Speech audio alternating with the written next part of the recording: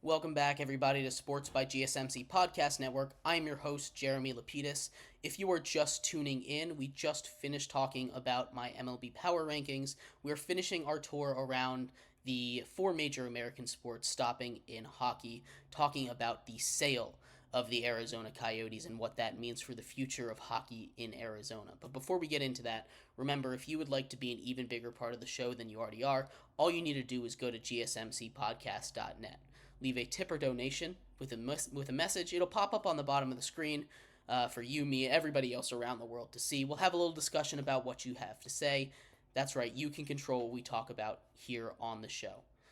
You just need to leave that message in your tip or donation at gsmcpodcast.net, and you can control the topic of our show. Once again, we appreciate everything that you do give. We appreciate all of you guys for sticking around and watching. But let's finish out this show with some major breaking news out of hockey. This news broke just about 30 minutes before we went live on air. The Board of Governors officially approved the sale of the Arizona Coyotes to Ryan Smith. A little bit of a boring name out there, don't you think? But he's the owner of the Utah Jazz, and he has already said, or not officially, but he's already pretty much said that he is moving the Arizona Coyotes out of Arizona into Utah, Salt Lake City. He owns the Utah Jazz. Utah has a long history of supporting sports franchises, hockey teams in specific. They've had the Salt Lake Golden Eagles. They've had two stints of the Utah Grizzlies, one of them active right now. One of them went to Cleveland to become the Cleveland Monsters, both minor league teams. But you get a hockey town getting a hockey team, but you do pull a team out of a city, and it always stings for that city. It always sucks, especially when you go and you watch it. It's all over the internet. You can go find the announcer's final call in Arizona. I was watching that this morning. It was a really well done call. The announcer let the moment sit. The last 20 seconds or so of the game, he just sat in silence and let the crowd show their appreciation. It was a really beautiful moment. They got to send out the franchise on a high note, winning 5-2 against the Maple Leafs. Arizona has a very long and complicated history with hockey. You know, so much good has come out of having a hockey team down there in Arizona. You have a team there since 1996, so almost 30 years of hockey in the desert, and it's been a roller coaster. They haven't seen too much success. They did make a surprise run in 2012, and they made the bubble playoffs in 2020, but they haven't had a lot of success outside of those two years. Without the Coyotes, there most likely would not be Austin Matthews. Austin Matthews, the star, who got to see the last game in Arizona on the losing side for the Maple Leafs, probably would not be in the NHL today if it wasn't for Arizona having the Coyotes. And like I said, there's been a lot of good there, but it's been marred by lots of bad ownership, lots of shady business dealings. They don't have an arena. They're playing in Arizona State's 5,000-seat arena, and they can barely sell it out. It's a shame. Hockey can still come back to Arizona, and there's a passionate fan base down there. They just don't show up to the games because the team has consistently been bad and management has consistently been bad, and there's been rumors about them moving more times than I can count in just the last 5 years. You know, it's constant. Hockey doesn't belong in the desert. Hockey belongs in the desert. If you go and you watch how passionate the fans are, how much they love their team whenever there's discussion about teams moving, these guys come out in droves and they support their team. The Arizona Coyotes fan base is incredible.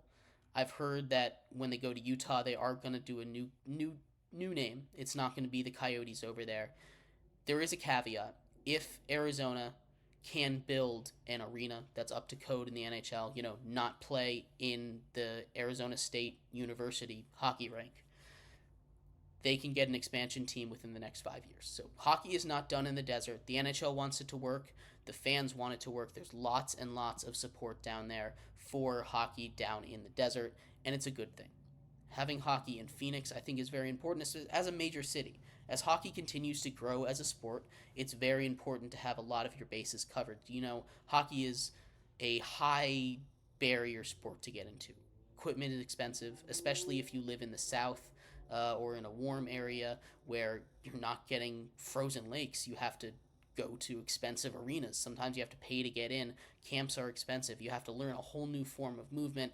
It's a very high bar to enter, and having more hockey in warm places, in places like Arizona, in places like Florida, in places like Texas, in places in the south of the US is huge in growing the sport. And I think the NHL knows this. There's a whole untapped pool because hockey's such a fun sport. If hockey, you go and you watch hockey, it's undoubtedly entertaining. You know, it's a brawl on ice. These huge guys are skating around with such finesse and power and speed, and it's a game unlike any other game in the U.S. We're used to big physical guys running around and being big and physical, but now you get to see these skill moves, and it's such a different game than anything we're used to in the U.S. And it's so important that we get this representation down there all across the country, because hockey is fun, because hockey is exciting. Because if you sit down and you watch a hockey game, you're intrigued because it's just entertaining. You don't need to understand. It's just entertaining to watch. And for those who have avoided hockey like the plague, I highly recommend you go watch it. Find a team to follow. It's a lot of fun, and if you don't understand it, you just see big guys running around shooting a puck at each other 100 miles an hour and crashing into each other against the boards, getting into fist fights. Even if you don't understand, it's still entertaining to watch. So it's heartbreaking anytime a team is moved. It's heartbreaking. It's also exciting. It starts a new era. Like I said, Salt Lake City, Utah in general, has a huge hockey fan base. It's cold there. They have a lot of sports fans, rabid sports fans. We see how they support the Jazz. They've been very good at supporting hockey teams in the past. Like I said, they've had multiple hockey teams before. They have a minor league team right now, and they support them very well.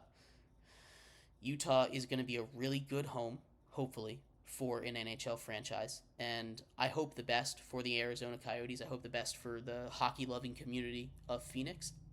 I'm excited to see if Ryan Smith is going to get a new name or keep it as the Utah Coyotes. It's a big decision, a complete rebrand. It's happening immediately. The sale went through today, it got approved. They are going to move to Salt Lake City. They already have an arena. They're ready to go. They're going to start playing there as Utah next season. So they played their final game in Arizona. They're all done. And it's about time. The NHL needed to get pressured on Arizona to get real facilities. As much as it sucks that they're leaving, it had to be done. The NHL clawed and scratched its way to stay in Arizona, but at the end of the day, it had to leave. It had to get out of there because this ownership group, I know they sold it and they were doing good by the team. They were building a new arena, but it just wasn't happening. The team went bankrupt a couple seasons ago. The NHL had to come in and support it, find a new buyer, and it didn't work out. That's not to say it can't. Like I said, they can still get an expansion team in the next 5 years. I don't know exactly how that would work because I don't know if the NHL really wants to expand to 34 teams. They've just added 2 new expansion teams in Vegas and Seattle, and if you add a new team down there in Phoenix, 33 teams, maybe you want to even it out. It kind of makes it a little lopsided in the West. You got more teams over there. You need to add a new Eastern Conference hub. Maybe you mess the divisions around a little bit. Maybe you get a team down in New Orleans. Not sure how much support is there, but you need to figure out a way to get these teams set up. But the Coyotes are officially moving to Utah. If you haven't seen it, I highly recommend go watch the last call of the Arizona Coyotes in Arizona.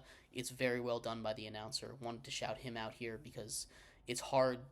It's really easy to mess up moments like that. He let it breathe, and I want to give him his flowers for doing such a great job with that. It's always a tough time when a team leaves, but New era, exciting. Lots of good has come out of Arizona hockey, and I expect it eventually to be back. But anyway, tomorrow we are going to do a deep dive into the NHL playoffs. We're going to break down all the matchups, pick Stanley Cup, as well as going over the play-in games that'll happen in the NBA, and any other breaking news that happens for the rest of the day and tomorrow. Thank you, everybody, so much for sticking around and watching today's Sports by GSMC Podcast Network. I've been your host, Jeremy Lapidus. We'll be back here same time, same place tomorrow. Can't wait to see you then. Bye-bye.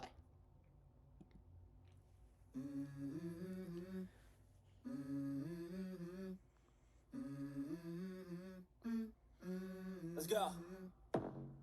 I wake up to a little bit of drool on my pillow, feel like it's gonna be a bad day. Yeah, I'm tired of shit, and the coffee ain't hit yet, damn, ain't that great.